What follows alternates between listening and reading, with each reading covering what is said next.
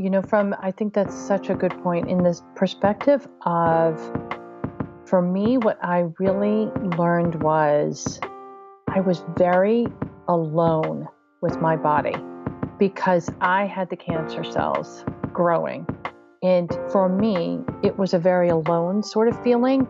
I have amazing surgeons. I have my husband, everybody, such a great support system at the time of my friends, clients, companies, all of that.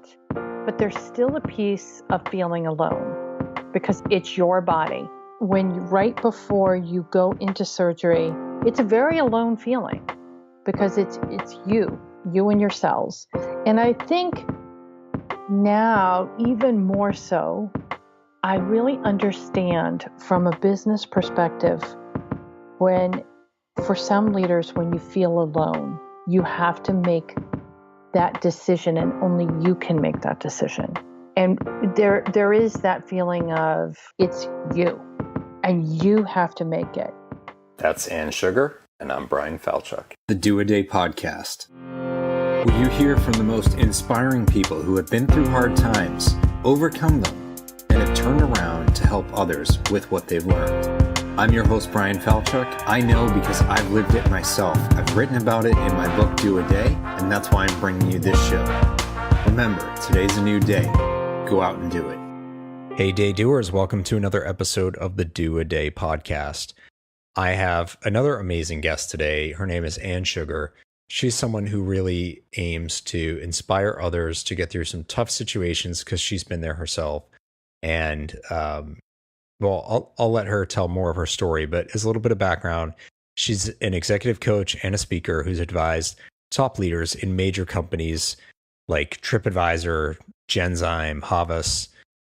She's been an executive coach for Harvard Business School in their executive ed program, and she's been a guest lecturer at MIT.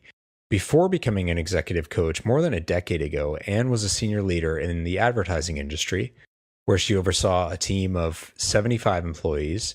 She was at a firm called Digitas, and she managed media planning for Fortune 500 clients like General Motors, Federal Express, Delta, and she draws on her extensive management experience as well as her in-depth training in coaching to advise senior executives and high performers as they transition through various leadership roles.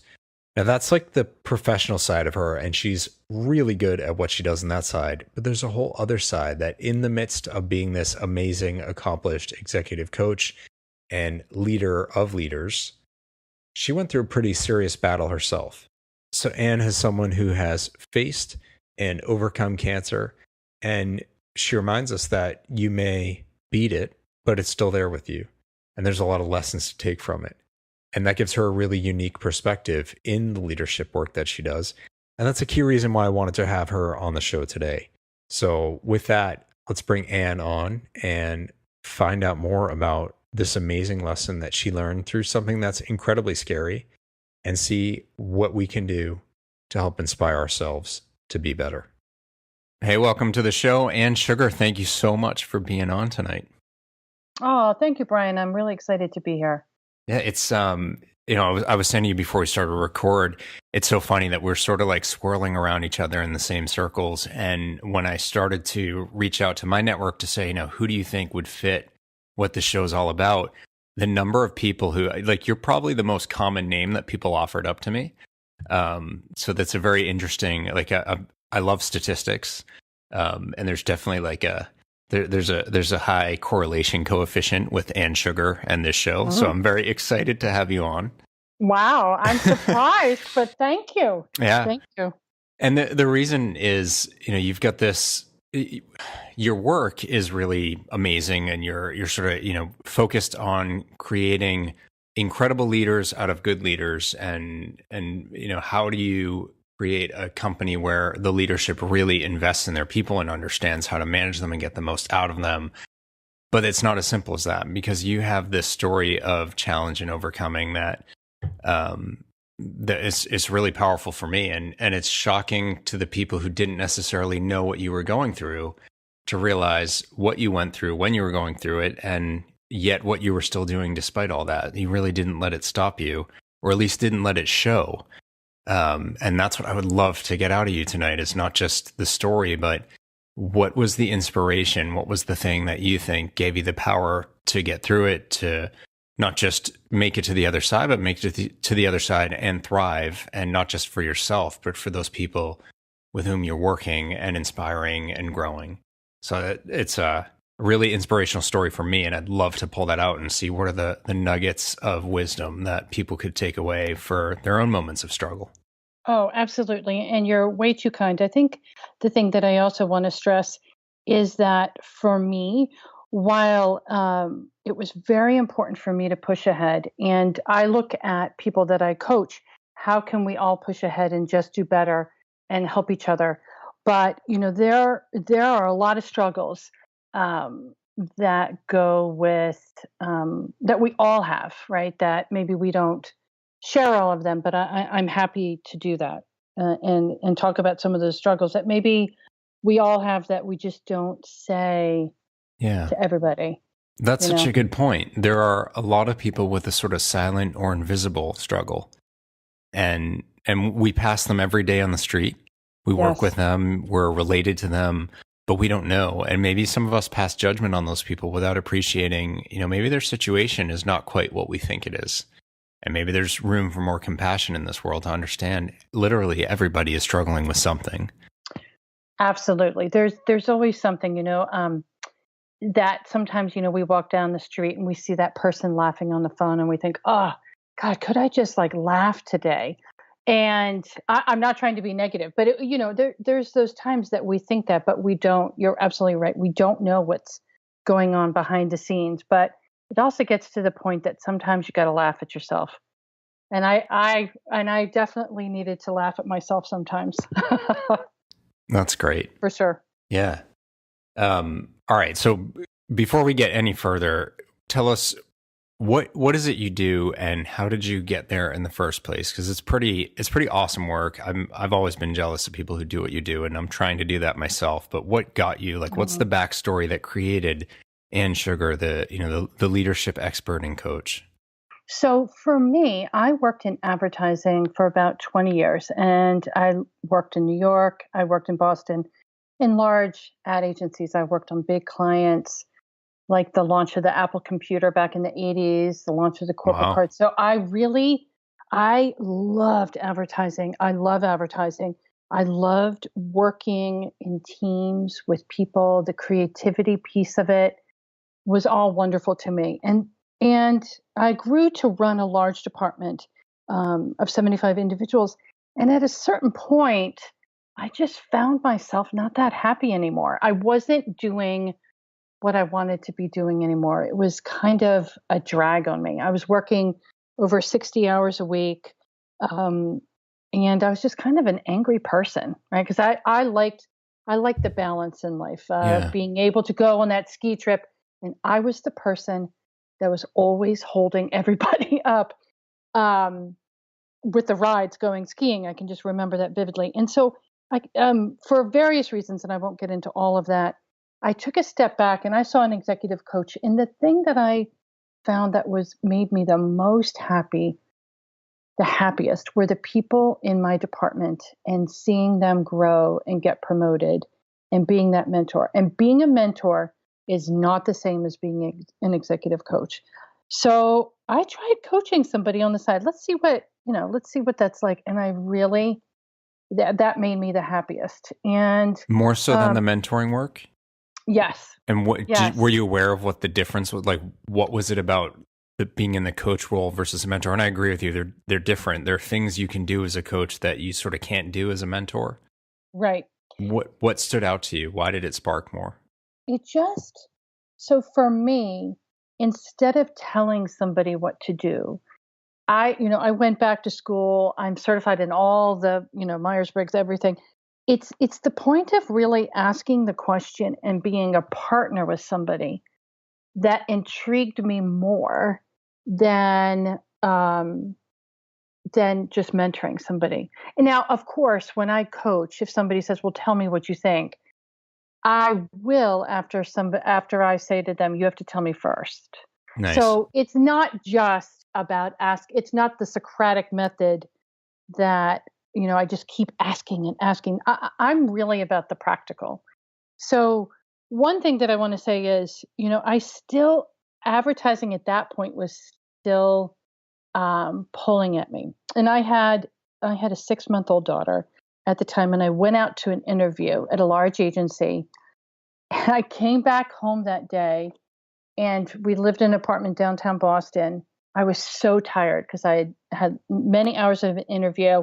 Was up at night with my daughter, and I hit the side of the garage with my car. And so I just kind of knew, okay, now this is the stake in the ground. I will be happiest being an executive coach. Advertising is done, even though I still work in advertising agencies and marketing departments.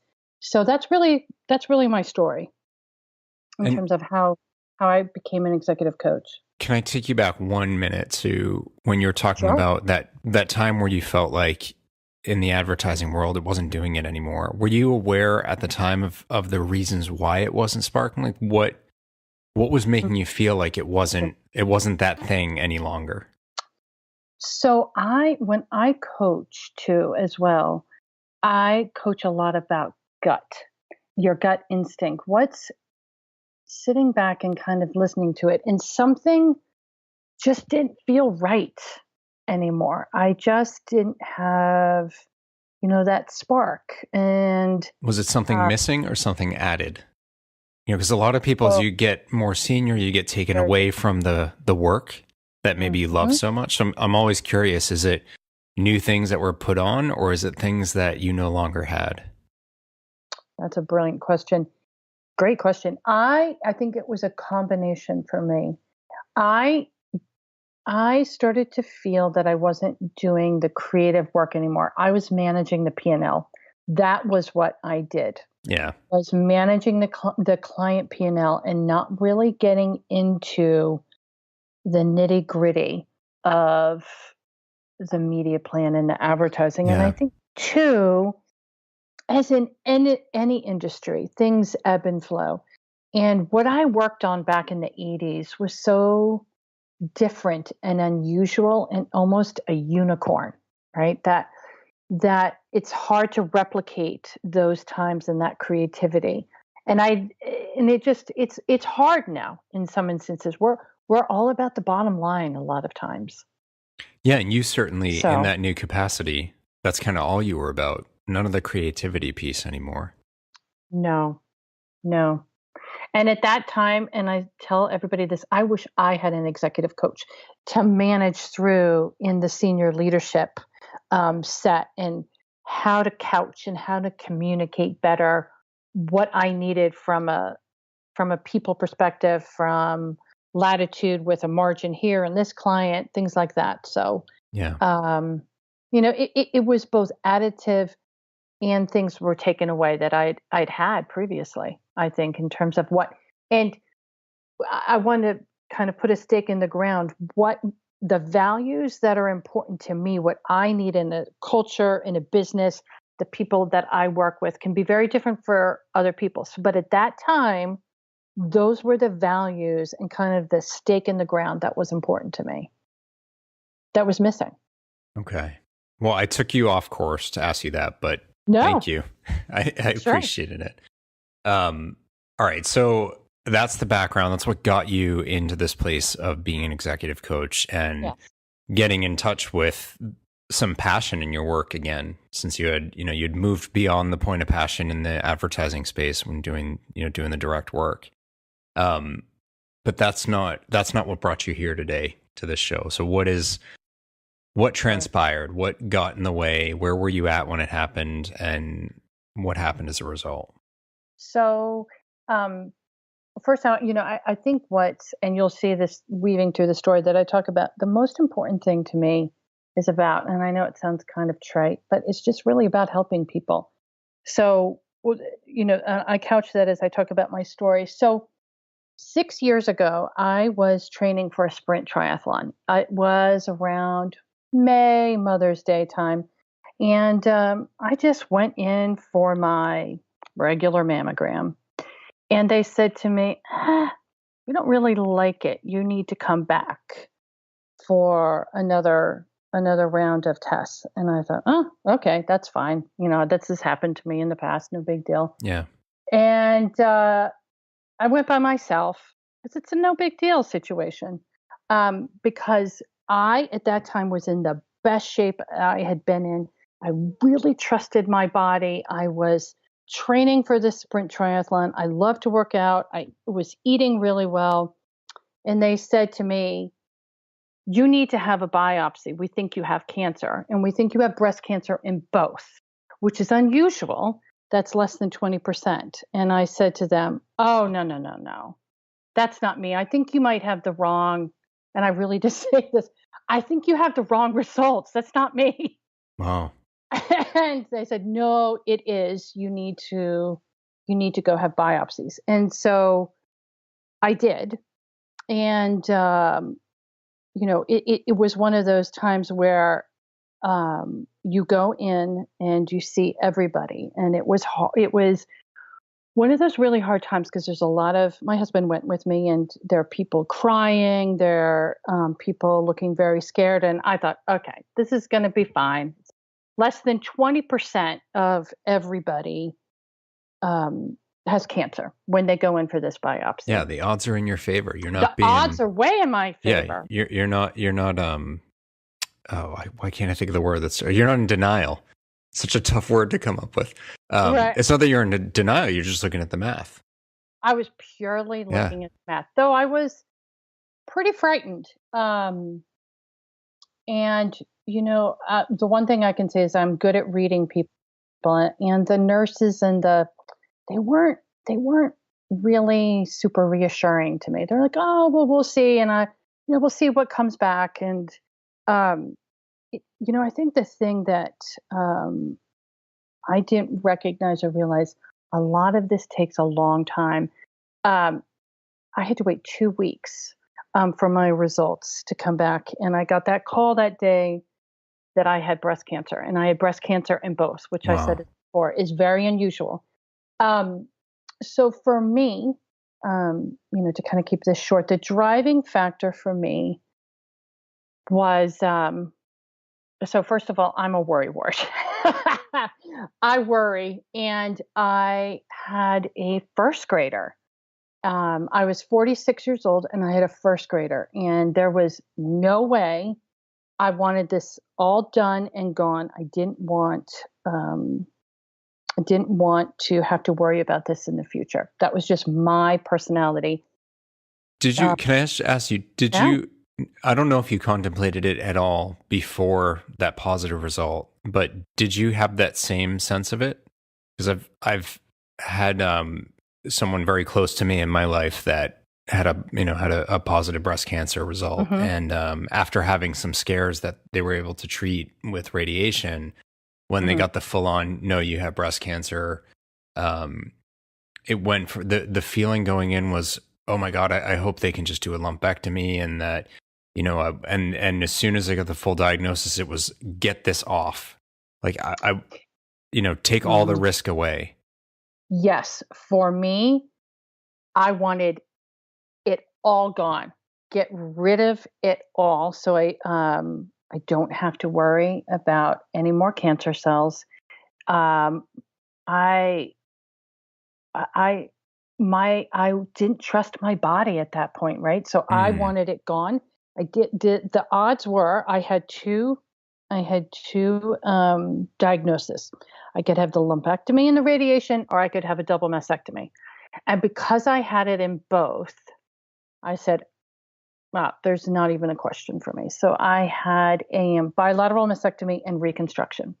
And that was over 12 hours of surgery, 3 surgeries. Wow. To take care of that. And, for me, in that positive attitude, I thought, well, so part of that too was I had to wait 6 weeks to get on the operating table. That's how many people have cancer now. It's, and I was one of the ones that my case had to go to the kind of the end of the line. So I think it really relates to, and I wish I had read your book, Brian, Do a Day. what was I going to do in those 6 weeks? Yeah, you got to get through an incredibly anxiety-filled. Right. I mean, because your point about not trusting your body is really standing out to me, because it's like, I share my wife's health journey in my book, and when people ask what it's like, I was like, have you ever had a really unreliable car? Every time you get in it, you don't know if you're going to get where you're going. You wonder what that sound is. Now imagine the car is your body. And they kind of get it, but it's such a light and frivolous way of putting it. When your body is, it's all you have, you can't get away from it. You need to trust it completely, because without it, you're nothing. But when your body is working against you, and cancer cells are your own cells. Right. There's something that really gets to your most basic level of trust. This isn't about anyone else hurting you. This is you yourself, one and the same. Right. That must just be incredibly hard to sit with on a daily basis while the clock is ticking, you're waiting for the surgery. Yes. And that was the longest 6 weeks.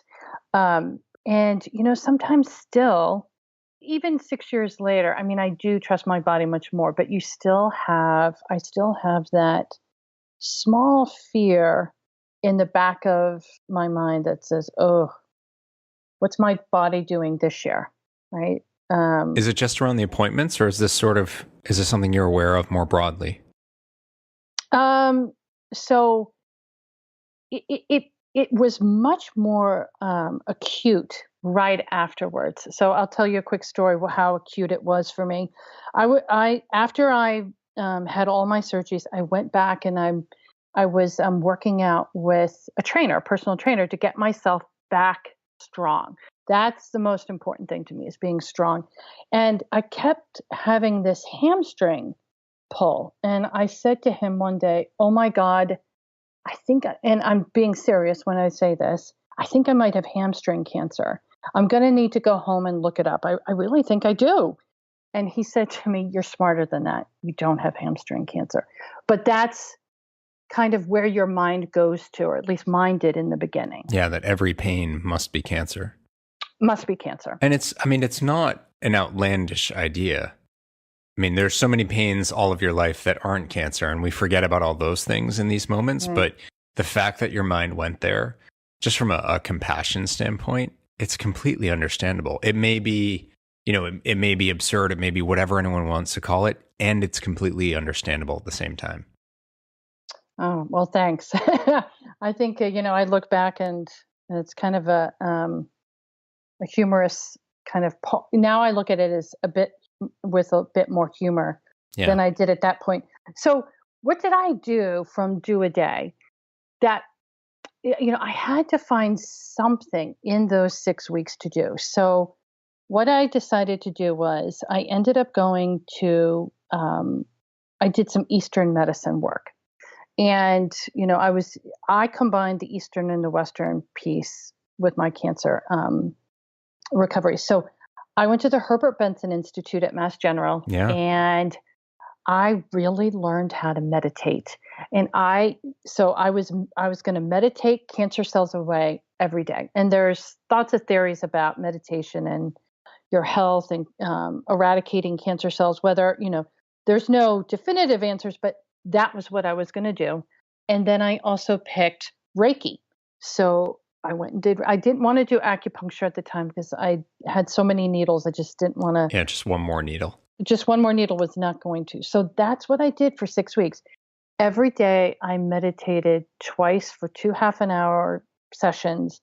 And I worked out every single day with a trainer, just like I was training for a triathlon.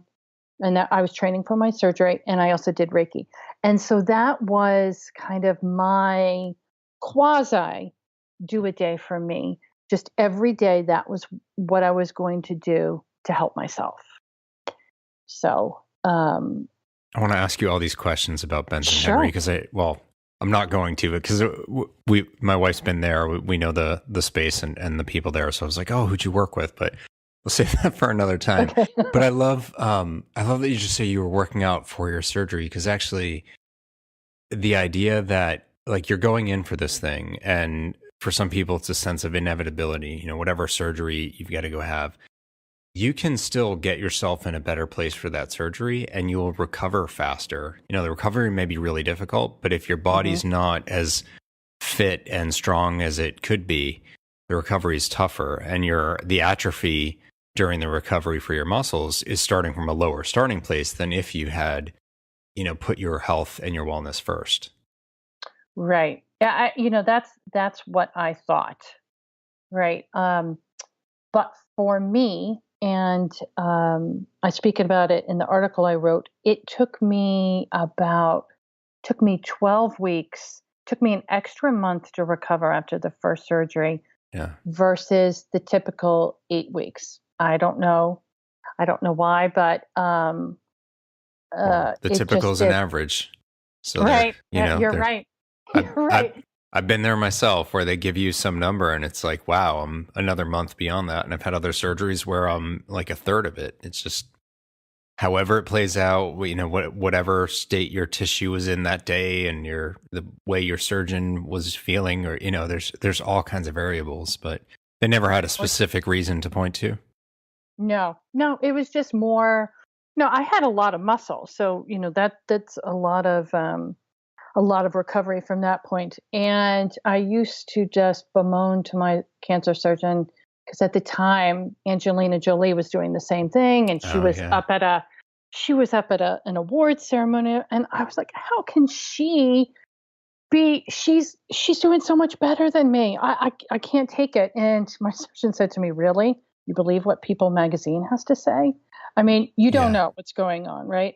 As you said before, we all have different recovery schedules. And it just is. And I think the hard part for me is I have my own business. I'm an entrepreneur, and that took an effect and a toll for me on my business. You're not earning in that period. No, you're not. And even after those 12 weeks, I had to create almost my plan B and have a schedule of how I was going to work with specific clients and what I was going to do. So, for example, when I was first getting back full time, for me, presenting all day was not going to be an option for me in the beginning, because that was just too much physical and mental energy for me. Yeah. I'd have a couple of clients that I would coach, and I'd have to go home and take a nap. And I'm not a napper. Yeah. So I had to create this plan B for myself, and, how I communicated that to my clients as well in the companies that I worked with. And were you open with people about what was going on, or how did you deal with the sort of outward communication piece of it? Being an advertising person, how did you deal with that?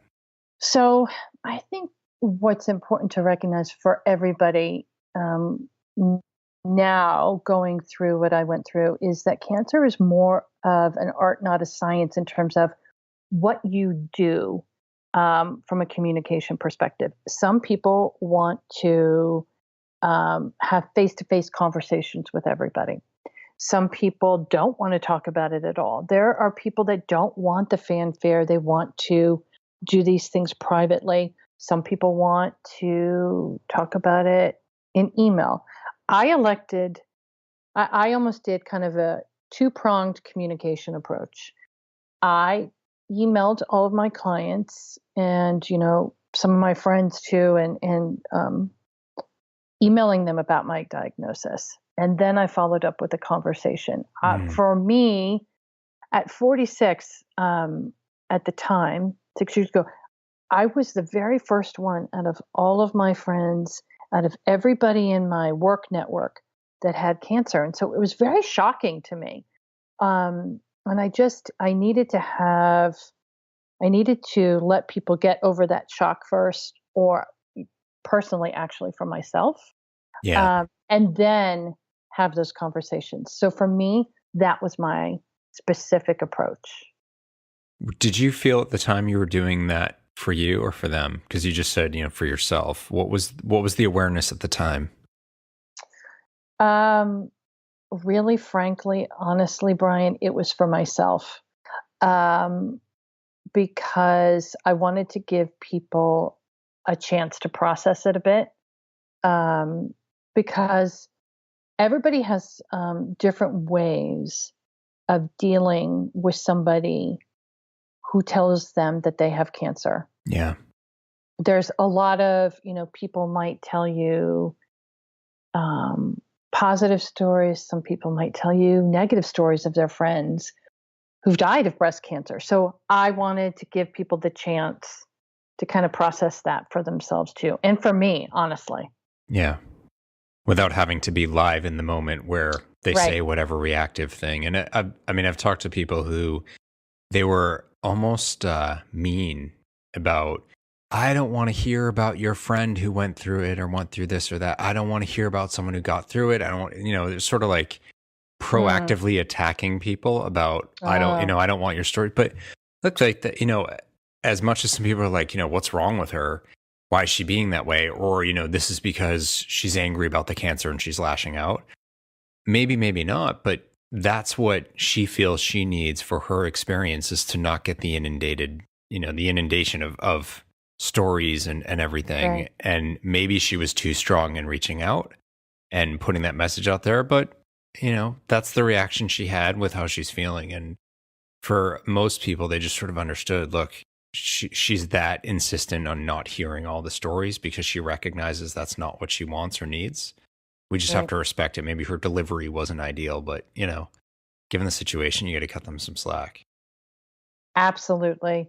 And some people don't even want to talk about it, particularly in the workplace, right? There are people that might go off and have a surgery and don't want to, or deal with a diagnosis and don't want to share it with their managers. And I've heard stories from other people as well from that perspective. They don't want to share. So you just have to meet that person where they are. Yeah. Some people don't want to hear all the stories because they don't want the noise. They want to deal with their recovery and their diagnosis. Yeah. And, with you talking about this feeling about your body and not trusting your body, that's such a deeply personal thing. I'm not sure how many people who haven't been through it even contemplated that. And that is really personal. And you don't want that going on. Most people don't want that feeling to play out publicly. So it's definitely a wake up for a lot of us to be more respectful. For each person should be able to decide what their experience looks like. And unfortunately, we're in a very sharing oriented society. And I've seen a lot of people who can't help themselves but to talk about other people's business, including something as personal as cancer. And they might do it in a way that they think is protecting their privacy. It's like, well, have you heard about so-and-so and the illness? It's like, what are you talking? Oh, you haven't heard? Okay, well, I'm not supposed to talk about it. It's like, well, okay, you kind of just did. Respecting their privacy doesn't mean hinting around it in the most obvious way and then, just start saying, oh, well, I've said too much. Sorry, I can't say anything. Right. And as a coach, when I hear that, I think passive aggressive, right? And part of that is the knowledge piece. And two, there are some people, and I've interviewed a lot of people and stories that I've heard. For example, some people don't want to have a collection taken up for flowers or have meals delivered to them, whereas other people do. And they want that monthly check-in as a manager, just to see how you are. So they feel that comfort that they still are tethered to their work. So it's just very dependent upon each person. Yeah. Well, so, and what you're getting at right now is the subject of this fantastic piece that you did for HBR, for the Harvard Business Review, on exactly this. Is, we went from your story and now we're sort of transitioning into this advice for, what do you do if one of your employees comes to you and, shares their diagnosis and has to go out? So I'd love for you to talk through that. I mean, that's your sort of, I've been through this, I've learned from it, and now I want to help others. Because this is something, unfortunately, a lot of us as managers either have dealt with, are dealing with, or are going to deal with because it's everywhere. It is. And it doesn't even have to be cancer. It can be a sick child, right? Yeah. A child with cancer. But, I think it's over 1.6 million people are going to be diagnosed this year with cancer. So for me, I took a step back and really thought about, well, there isn't much said about, well, what do you do? Because I went through some bumps in the road when I was transitioning back working with clients as just even as a consultant. And I wanted to put together something that was easy and practical for people that can give people sort of just a broad roadmap of, well, how do I deal from a really empathetic and meaningful way with my employee, but also really I still have to think about the business. And so I really talk about in this article about having a plan B. How are you empathetic? What is it and we just talked about it a bit before, Brian, about what is it? How do you communicate and work with somebody and that you focus on their needs? You follow what they need in terms of how the communication goes. What do they need? And I think, too, it's really having a plan B and being very thoughtful as a manager in terms of, and so how it translated to me was, how do I have a set process of what I'm going to do from a work perspective in the first 2 weeks coming back to the office to the next month? What are those things that I can do every day from a work perspective? What do I need to delegate to somebody if I'm working in an organization? What can I take on? Can I be on that call? If I can't, I really need to over communicate with my manager what I can and can't do. And I think, too, I really did learn a strong lesson in terms of the balance of empathy and also it really is about the business. During that time, I had a company and a client who said, well, we just can't wait for you. We need to move on and find another executive coach. And for me, that was really painful at the time. Sure. And I was pretty shocked, right? But this person needed to have coaching right then, and I couldn't do it for them. So they moved on to another coach, which, that's part of business, right? And that's the part that I talk about, the balance of you have to think about the business as well as the person. And I think too, I on the other side of the piece, I had a company that said, "Oh, we'll wait 8 weeks for you. We want you to coach these individuals, but we'll wait for you." So it's a balance of thinking about the business and the person and what's right for the business. And that's one of those lessons I think that I really learned. While I knew that from an advertising perspective, right, when you have to lay people off because it's the business, you've lost a client, it's the same sort of thing that you have to think through. Yeah. In that balance. That's a really good point. I'm sitting here thinking about the plan B, and I think where a lot of managers may go to is, oh, so that's how do I get through while the person's out? But actually, it's not as simple as that, because you don't want to, I hear people talk about, whether it's maternity leave or anything else, it's like, well, this is their return to work date, and so then we're fine. It's like, well, if someone's been out for an extended period of time and they've been through something pretty extreme from a physical standpoint, for good or bad reasons, it doesn't matter, but something extreme, they're not just going to come back, or actually, I should say emotional as well. Maybe it's the loss of a parent or a child or a spouse or, something extreme. Don't expect day one that you can just, wipe your hands clean and that's it. Everything goes back to the way it was.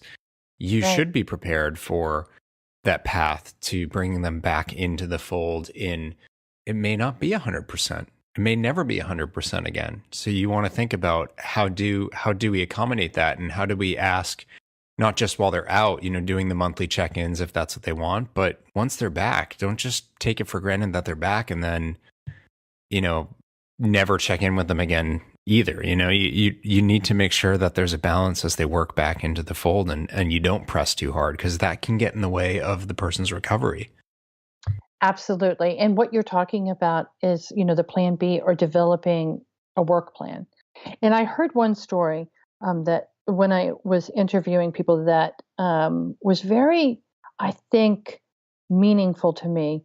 That think about the person that comes in and, 8 o'clock every morning, but after, this prolonged illness, maybe coming in at 10 a.m. for a while will make them much more of an impactful contributor to your group.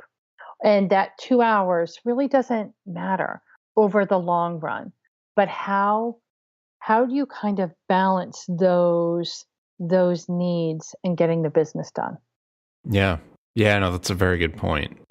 I also think a lot of people have the best of intentions, and then the whirlwind of the day job hits. And so, you see it with time off is, I know you're out, but could you just jump in on, it's like, well, look, we talk about your return to work, and we talk about how we can accommodate in the hours.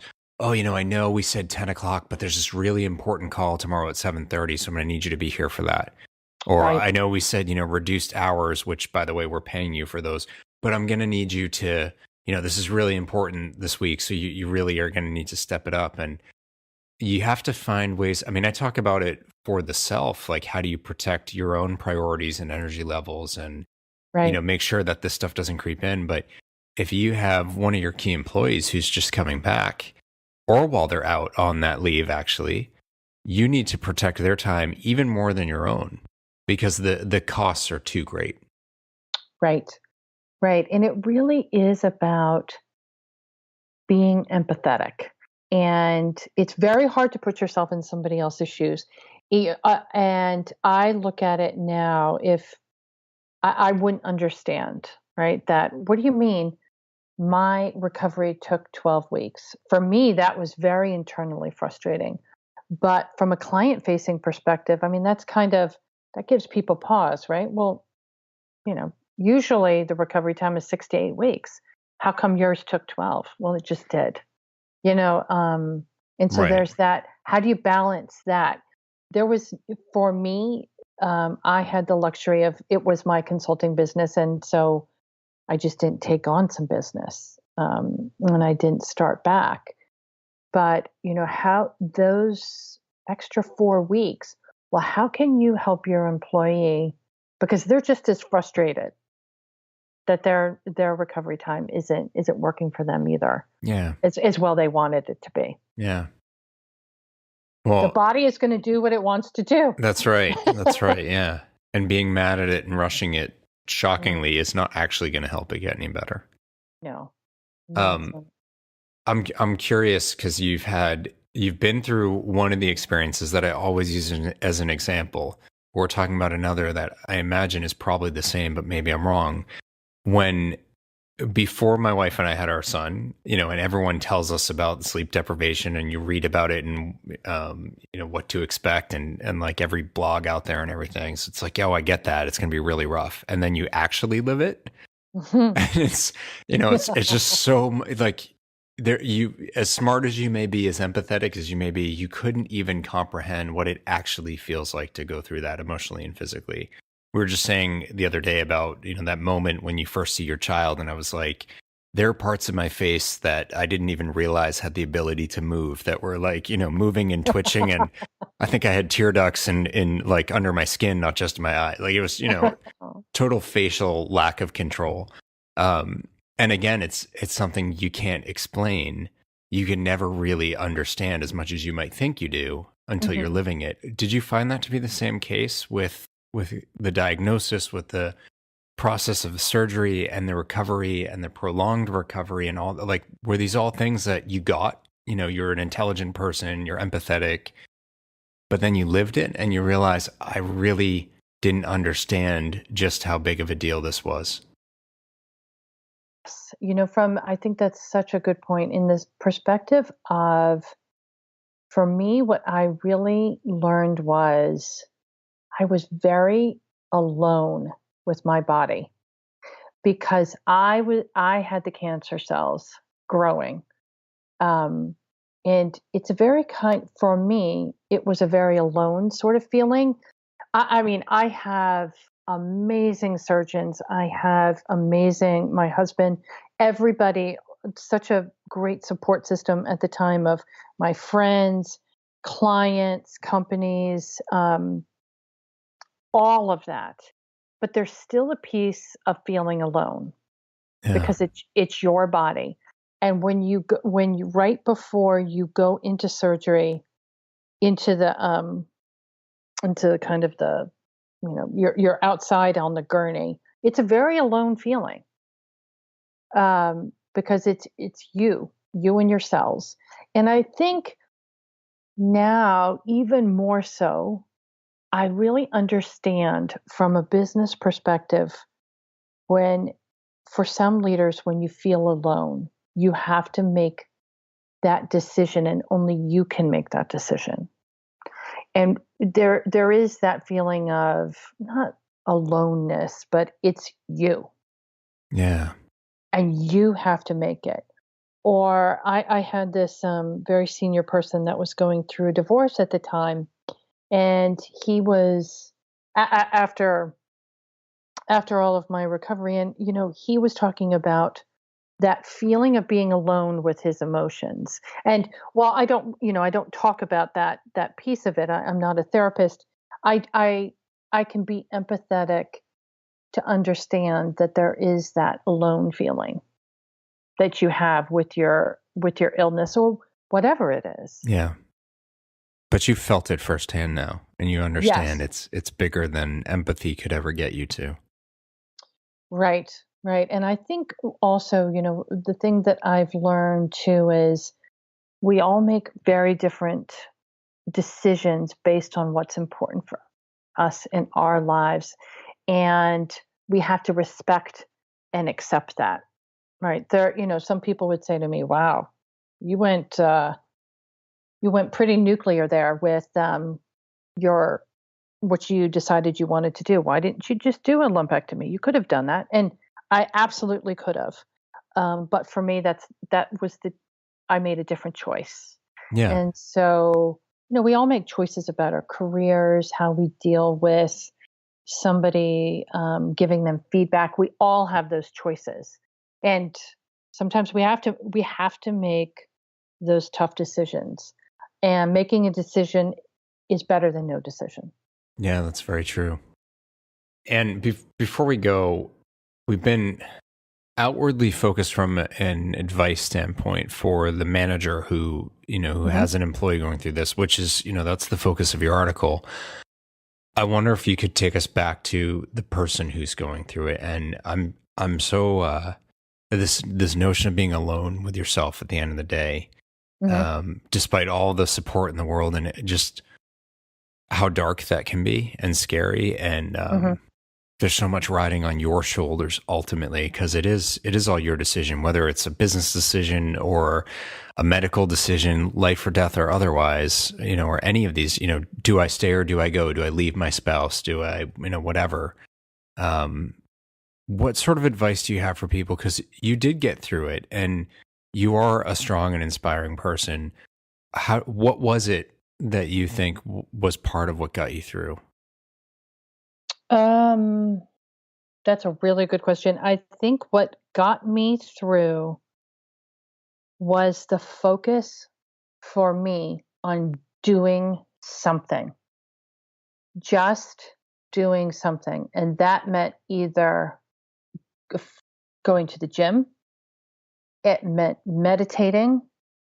When I was recovering, it meant I went out to lunch. I couldn't drive for 3 months. A friend would come pick me up and we would go have lunch at her house. I'd sit on the sofa and just relax.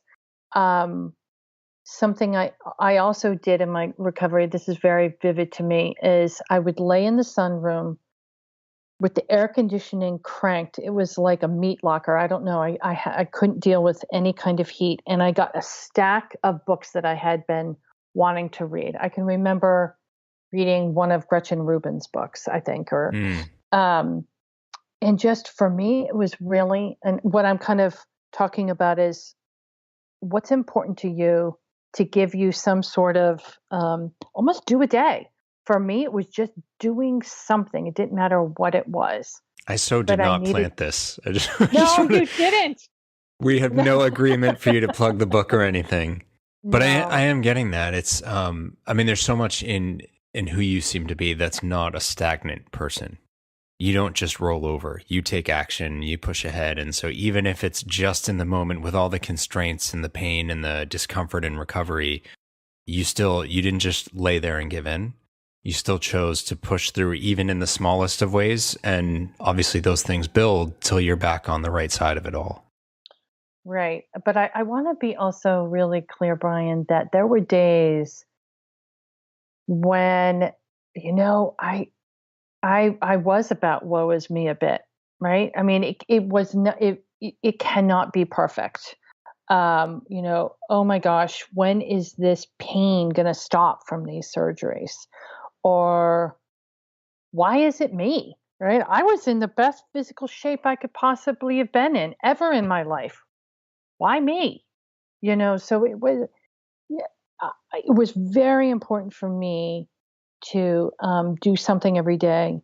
But I also, we're all human, and it's scary. And so there were times that it was not a perfect every day I was doing something. Did you judge yourself in those moments, or did you recognize like, this is okay, I'm a human being, this is what I'm feeling?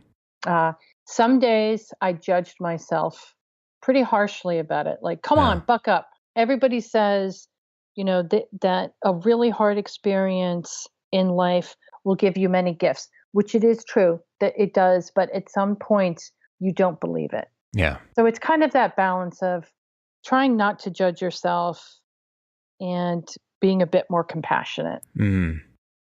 But it doesn't work all the time, or at least not for me.